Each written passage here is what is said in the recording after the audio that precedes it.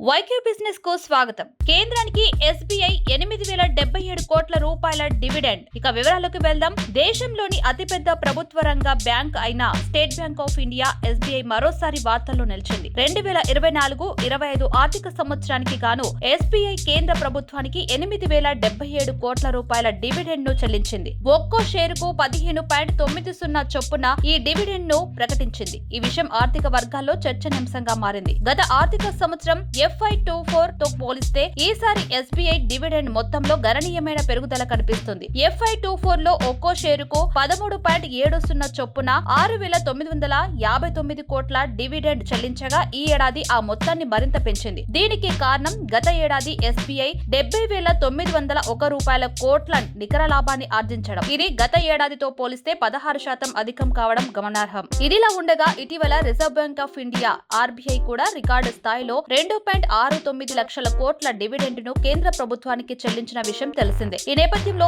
SBI యొక్క ఈ dividend ను చెల్లింపు కేంద్ర ప్రభుత్వ ఆర్థిక వనరులను మరింత బలోపేతం చేస్తుందని ఆర్థిక నిపుణులు అభిప్రాయపడుతున్నారు. అదృష్టం లక్షకు 80 కోట్ల రూపాయలు. 30 ఏళ్ల క్రితం ఒక సామాన్య వ్యక్తి చేసిన చిన్న పెట్టుబడి ఈ రోజు అతని కుమారుడికి అదృష్ట ఫలాలను అందించింది. 1990లో జిందాల్ కంపెనీలో కేవలం 1 లక్ష రూపాయల విలువైన షేర్లను కొనుగోలు చేసిన ఆ వ్యక్తి ఈ రోజు ఆ షేర్ల విలువ ఏకంగా 80 కోట్ల రూపాయలకు చేరినట్లు తెలుస్తోంది. ఈ ఆసక్తికరమైన కథనం సోషల్ మీడియాలో వైరల్ గా మారింది. ఈ విషయం తాజాగా ఆ వ్యక్తి కుమారుడు గుర్తించిన పాత పత్రాల ద్వారా వెలుగులోకి వచ్చింది. ఆ షేర్ల పత్రాలను పరిశీలించిన కుమారుడు వాటి ప్రస్తుత విలువను తెలుసుకుని ఆశ్చర్యపోయాడు. సౌరవ్ దత్తా అనే వ్యక్తి ఈ సంఘటనను సోషల్ మీడియాలో పోస్ట్ చేయడంతో ఈ కథ ఒక్కసారిగా అందరి దృష్టిని ఆకర్షించింది. దీర్ఘకాలిక పెట్టుబడులు ఎంత గొప్ప లాభాలను అందిస్తాయో ఈ ఉదాహరణ స్పష్టం చేస్తుంది. నెటిజన్లు ఈ వార్తను హర్షిస్తూ దీర్ఘకాలిక పెట్టుబడుల ప్రాముఖ్యతను గుర్తు చేస్తున్నారు. స్టాక్ మార్కెట్ లో సరైన కంపెనీలో పెట్టుబడి పెట్టడం, ఓపికగా ఉండటం ద్వారా అద్భుతమైన ఫలితాలు సాధ్యమని వారు పేర్కొంటున్నారు. ఈ సంఘటన మనకు ఒక ముఖ్యమైన పాఠం నేర్పుతుంది. ఆర్థిక ప్రణాళిక మరియు సరైన పెట్టుబడి నిర్ణయాలు భవిష్యత్తులో ఊహించని ఫలితాలను అందించగలవు. స్టార్టప్ ఏఐ లో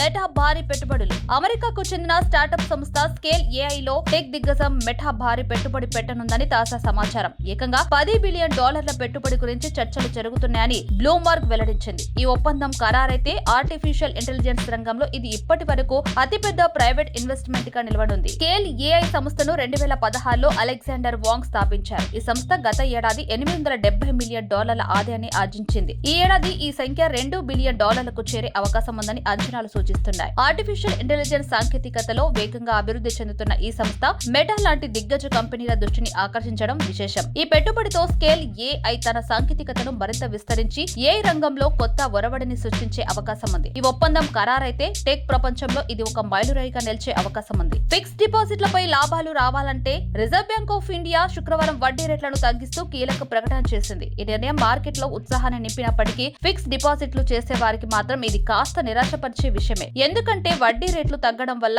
ఎఫ్డీలపై లభించే రిటర్న్స్ కూడా తగ్గుతాయి. అయితే ఈ పరిస్థితుల్లోనూ మీ ఎఫ్డీల నుంచి మంచి లాభాలు ఎలా పొందాలో ఇప్పుడు తెలుసుకుందాం. ముందుగా ఎఫ్డీలపై లాభాలు పొందాలంటే సరైన బ్యాంక్ లేదా ఆర్థిక సంస్థను ఎంచుకోవడం చాలా కీలకం. ప్రస్తుతం కొన్ని బ్యాంకులు మరియు నాన్ బ్యాంకింగ్ ఫైనాన్షియల్ కంపెనీలు ఆకర్షణీయమైన వడ్డీ రేట్లను ఆఫర్ చేస్తూ ఉన్నాయి. అందువల్ల వడ్డీ రేట్లను సరిపోల్చి ఎక్కువ రాబడి ఇచ్చే ఎఫ్డీ స్కీమ్ ను ఎంచుకోవాలి. అలాగే లాంగ్ టర్మ్ ఎఫ్డీలు సాధారణంగా ఎక్కువ వడ్డీ రేట్లను అందిస్తాయి. కాబట్టి మీ ఆర్థిక లక్ష్యాలను బట్టి 3 నుంచి 5 సంవత్సరాల ఎఫ్డీలను పరిగణలోకి తీసుకోవచ్చు. సీనియర్ సిటిజన్స్ అయితే మరింత ఎక్కువ వడ్డీ రేట్లు పొందే అవకాశం ఉంది. కాబట్టి ఈ అవకాశాన్ని సద్వినియోగం చేసుకోండి. చివరగా వడ్డీ రేట్ల తగ్గుదల ప్రభావాన్ని తగ్గించేందుకు ఎఫ్డీలను వైవిధ్యపరచడం ఒక మంచి వ్యూహం. అంటే మీ మొత్తం పెట్టుబడిని ఒకే ఎఫ్డీలో కాకుండా వివిధ బ్యాంకుల్లో విభిన్న గడువులతో ఉన్న ఎఫ్డీలలో పెట్టుబడి పెట్టండి. ఇలా చేయడం వల్ల రిస్క్ తగ్గడమే కాక ఒకవేళ వడ్డీ రేట్లు మళ్లీ పెరిగితే కొత్త ఎఫ్డీలలో ఎక్కువ రాబడిని పొందే అవకాశం ఉంటుంది. అంతేకాక ప్రస్తుత ఆఫర్లు, స్పెషల్ ఎఫ్డీ స్కీమ్లపై ఒక కన్నేసి ఉంచండి. ఈ చిన్న చిన్న చిట్కాలతో మీ ఫిక్స్డ్ డిపాజిట్ల నుంచి గరిష్ట లాభాలు పొందొచ్చు.